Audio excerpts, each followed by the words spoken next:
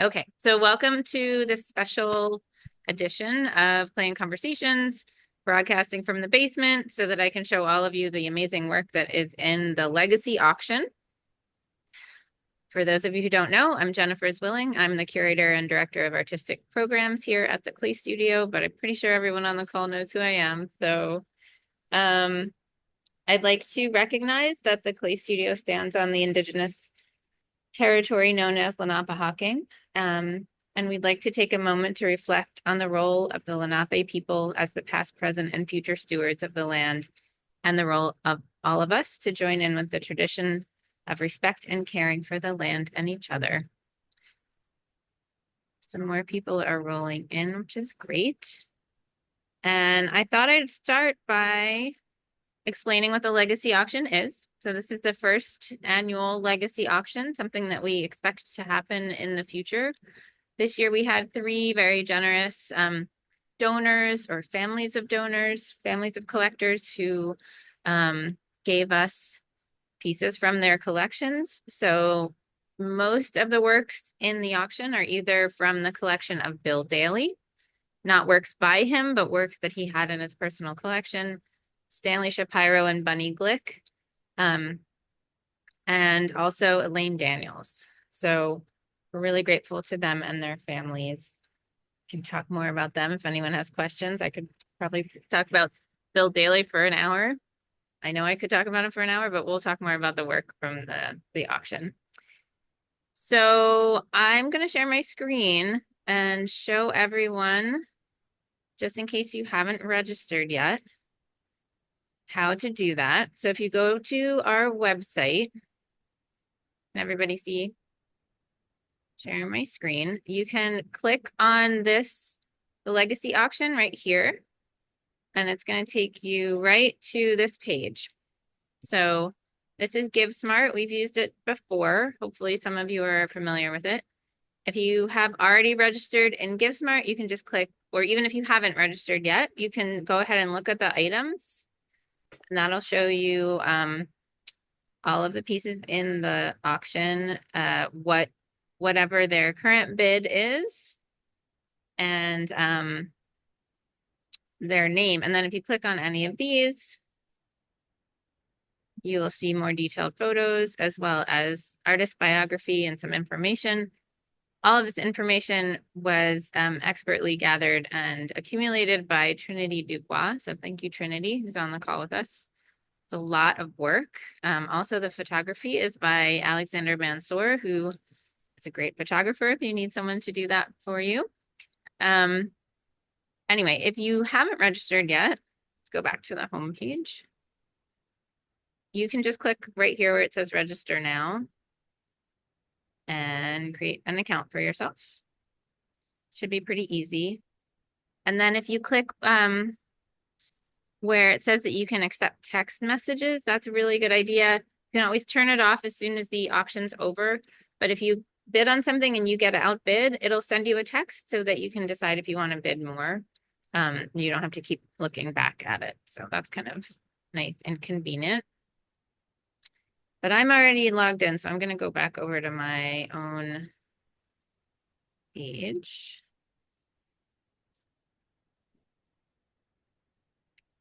This one. Okay. And talk a little bit about what we're raising money for. So as you know, the Clay Studio is a nonprofit organization. We have lots of different programs. Because this really started as the gift from Bill Daly's kids of the work that was in his collection, we decided together with them that the proceeds from the auction would be for the resident artist program here at the Clay Studio. So any of the proceeds we get are going to go to help us continue the work that we're doing with the residents. We have 12 resident artists. They can stay at the Clay Studio for up to 3 years. They get free studio space. They get a stipend every month. They get a solo exhibition. They get professional support. They teach in our school.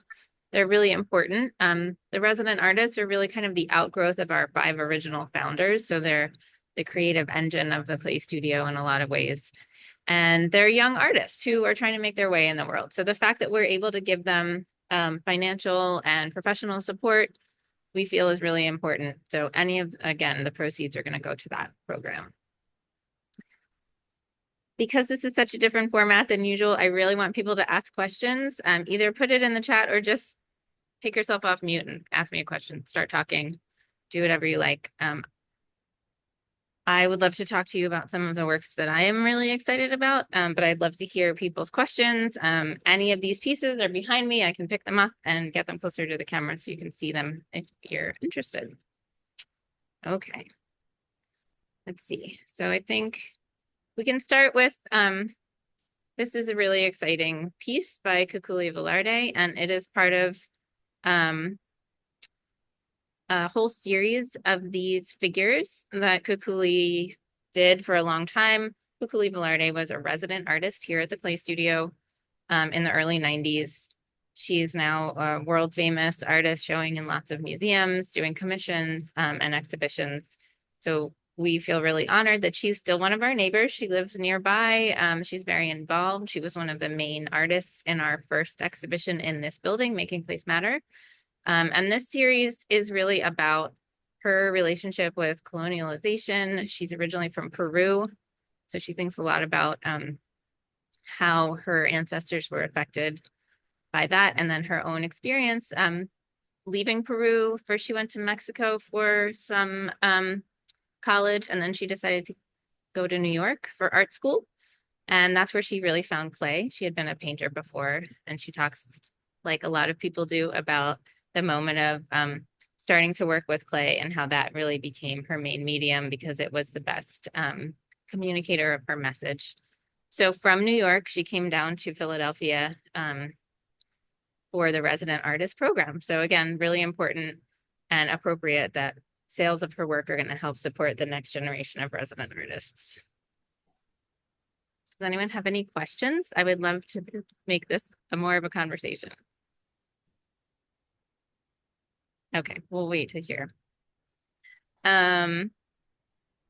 Roberto Lugo, another amazing Philadelphian. He's been connected with the Clay Studio for many years. He was a guest artist probably 9 years ago.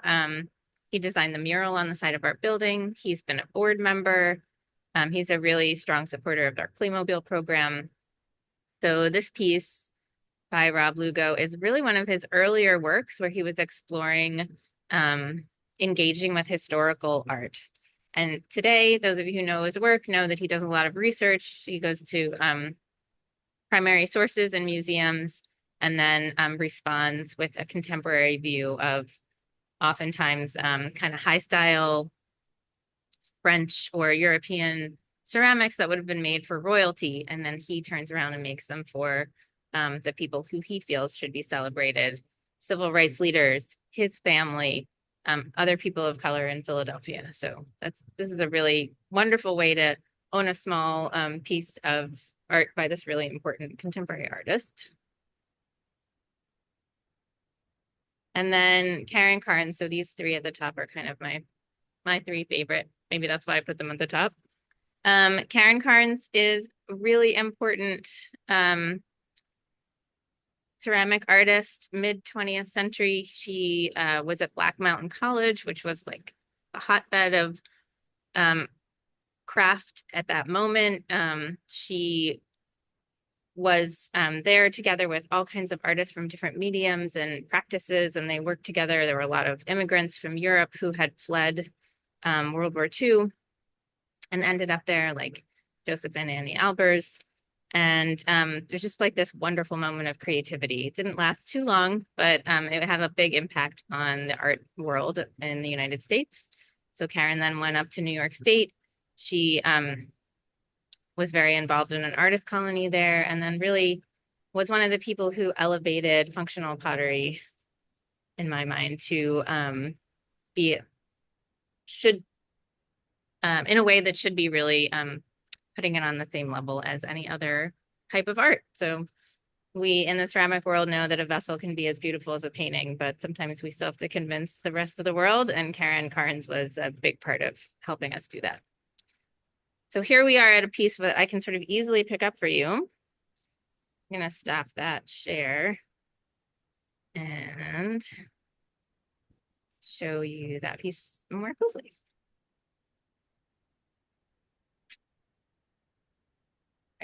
Here's the exciting moment of seeing things in person. So I guess I should have gotten a manicure before this. So excuse my nails. Got this wonderful lid that has her kind of signature texture. And then the pot itself. So beautiful. It's got the mark of being owned in the past. We've got some little felt pads on the bottom there, but it's signed. And you can see how beautiful the glaze work is. Any comments or questions? Who wants to add something about Karen Carnes?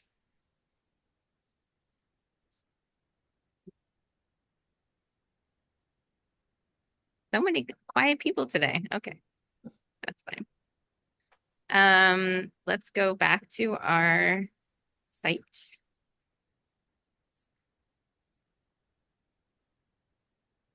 And we have a few things that are maybe outside of those three collectors. Kopal Seth is a recent resident artist. She's from India. She's living back in India right now. This is one of her smaller vessel forms that is a reference to these small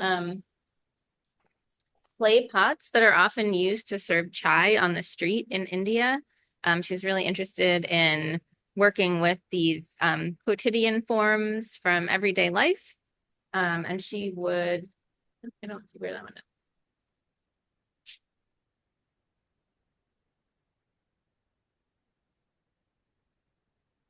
Alter them so you can see this one. She used extruded clay.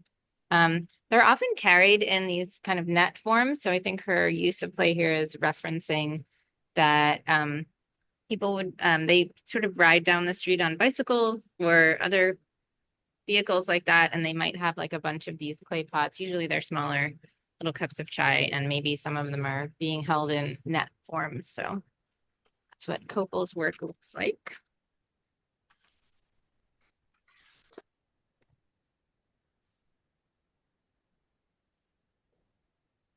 And Cliff Lee, another great area artist. Showing that one.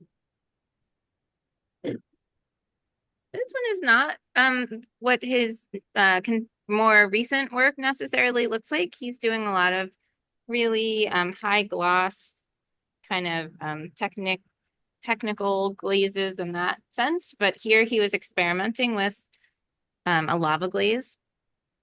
And it's got this really beautiful color. You can see how finely it's thrown. Cliff still shows at the PMA craft show. I see him every year, I think. And his studio is in the area. That's a great example of a slightly different version of his work than what we might see at the craft show.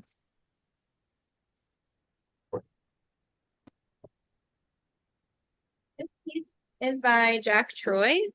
This one is from Bill Daly's collection.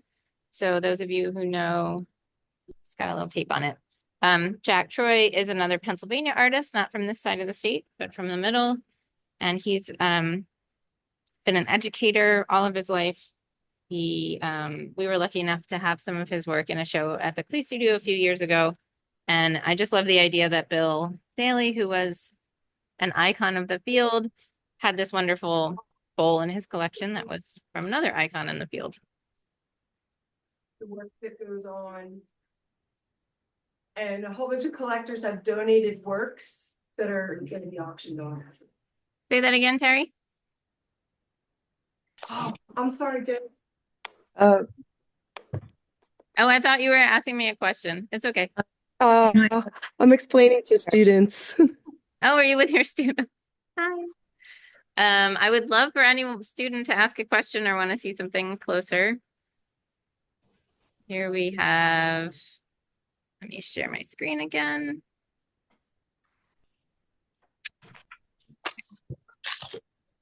I'm gonna put these by your bed. What? The two other water Oh, bottles. thank There's you. one.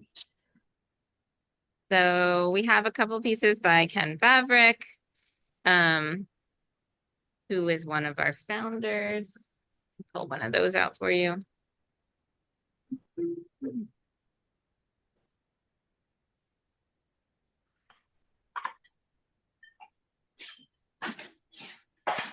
Two pieces are a really good example of the progression of his style. So this is part of the Outlaw series from Ken, and they really reference like the Southwest of the United States, the landscape, the mountains, sand, but it also, it's a bowl. So for him, these are soup bowls.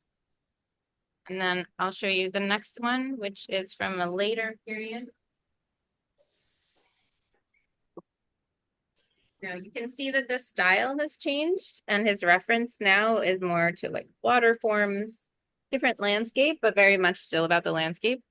And the structure is really similar, but Ken has this wonderful ability of figuring out how to create technically, structurally, and then applying his kind of changing styles over the years to the same structure. So I love the fact that we have these two bowls. And if you really felt like it, you could eat your soup out of that. Be special.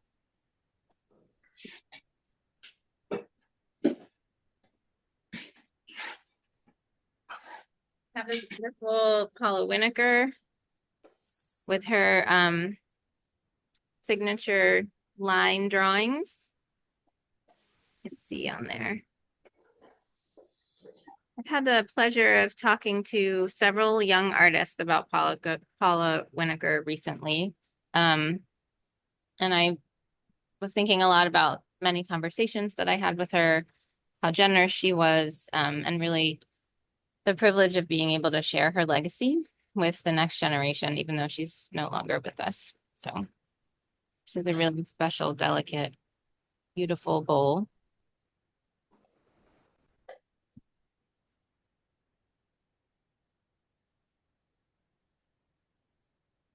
And then we've got a Robert Winokur. So this is what he called a painter's cup.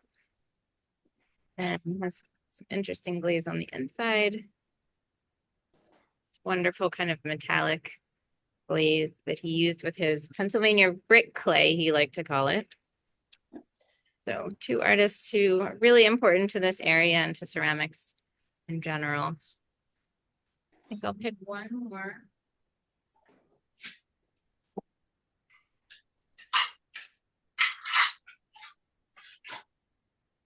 I don't know. Should I pick the one that I want to bid on?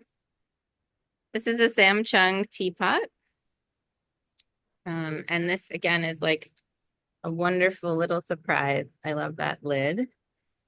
These are the kinds of things that are hard to see when you're just looking on the website. And Sam Chung's style is quite different now, but you can definitely get a sense of his cloud forms that he's still interested in, although he presents them in a much different way these days. I don't know if you can see, but it is signed. There you go.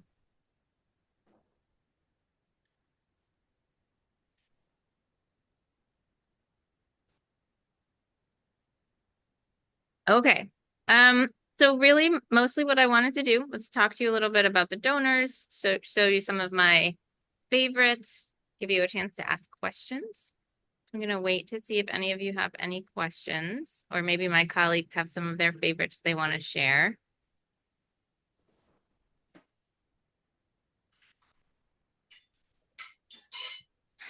Feel like a teacher in class. Come on, I'm going to have to pick on someone. That's why you have your cameras off, because I can't make eye contact with you.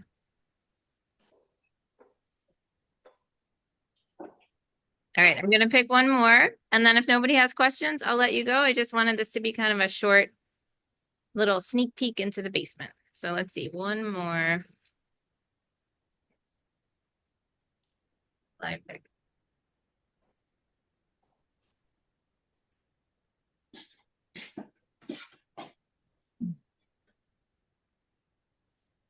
This bowl is a great one to be able to see a little bit up close. This is by Rob Forbes. So he's an artist who was working in Philadelphia in ceramics in the 80s. And then in the early 90s, he moved to California, and he's one of the people who founded the store Design Within Reach.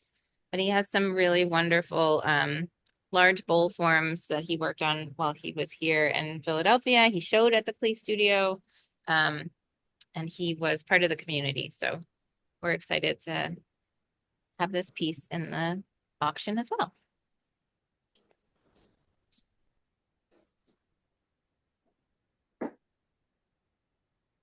Nancy, you turned your camera on. Do you have a question? Yes, I did have a question. I wanted to know if all of them are signed, and if they're not, then how do you tell who they're by Great question. beyond the shape? Yes, some of them are signed, and we tried our best in the auction site if it's signed for that to be noted. If it's not signed, how do we tell?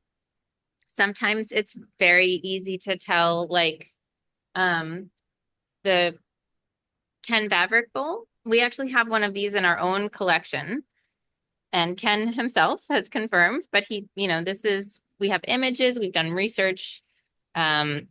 We've seen these works in shows here at the Clay Studio that we have documented that they're by him. So generally the way that you figure out if it's by someone is you find something similar that was documented that has like a primary resource that the artist acknowledged that that was their work. If you don't have that and it's not signed and it's something that's more like, this one is signed, it says Jack Troy, oops, on the bottom. But let's say you had a bowl that wasn't signed and had, this kind of pattern on it, you can, I ask my colleagues, I'll call curators at other museums, I'll call Jennifer Martin, I'll call people who have taken workshops with these people. And so we get like close to our best guess. If we're not 100% sure that it's by someone, we wouldn't say it was, we would say it was attributed to them. But if it's not signed and we say it is definitely by them, it's because there's documentation somewhere. But that's a great question. I'd also like to add to that, since a lot of these photos were taken kind of earlier on in the process, I also had the privilege of doing like a reverse Google search for some of them that didn't have any signature markings, which was super great because that's how I think about 3 of the pieces were identified like immediately because they pulled us directly to an artist's website that had the same photo. Or for some of the marks that aren't necessarily signatures that are full names. Some of them are stamps or just initials, but there's an amazing website called the Marks Project, which is an initiative taken by other art historians where they have gone to an amazing number of art institutions and taken photos of different marks. And have had scholars identify what those marks are from and who the pieces are by and where they left those marks. So that was also a way a number of the pieces were identified. And then, of course, like Jennifer said, if any mark was identified online, but we weren't necessarily 100% sure, we got to ask all of our colleagues and just amazing people who were able to help confirm. Thanks, Trinity. Yeah, the Marks Thank Project you. is great to note. So that's a really interesting website to look on. Technology, the fact that you can load a photo into Google and ask it to find that same image or a similar image is an amazing new thing that definitely did not exist when I was in grad school trying to figure stuff out. The Marks Project, for instance, like if you can see on here, there we go. This is signed by John Glick. So his name is there. It also has the plum tree pottery mark up here. This is signatures down there.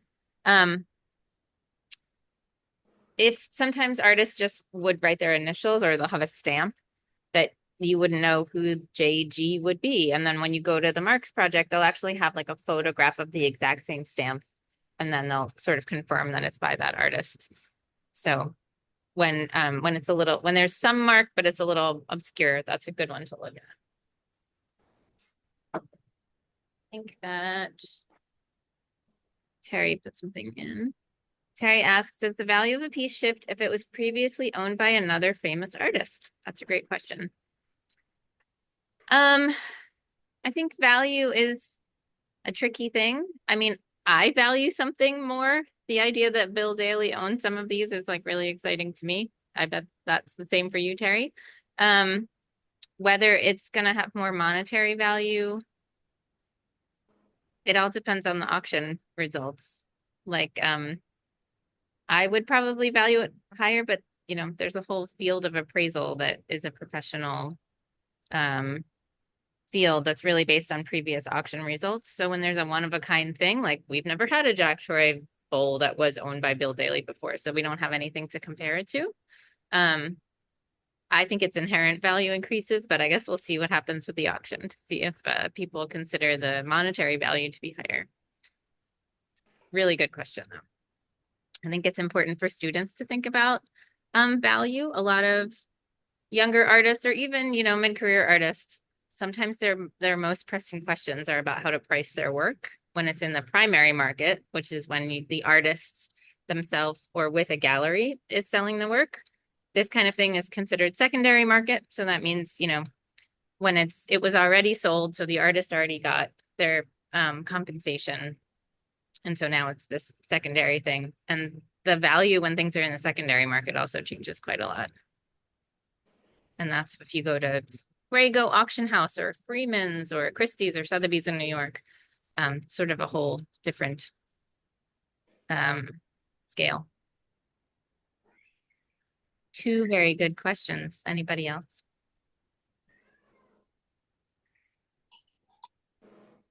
Jay-Z, this is not a question, but I think you should show how small the miniatures are from Elaine Daniels, since they're hard to tell that they're miniatures on the website. That's a great idea. We realized that when we took photos of them, they looked like they were regular sized, but they're not. They're so little. But they are just as beautiful as the full-sized pots. Beautiful little porcelain guy there with some flashing on the side. This beautiful moon jar shape. Some great images. And then on the inside, it has some glazed color happening.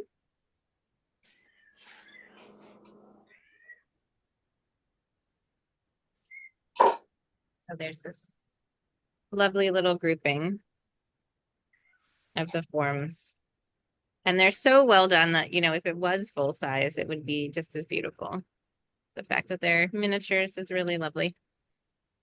Good suggestion, Trinity. And Jennifer, did we identify the maker of those? We didn't. I remember Well, I'm Elaine. sorry. The Go last ahead. name is Bell. Okay.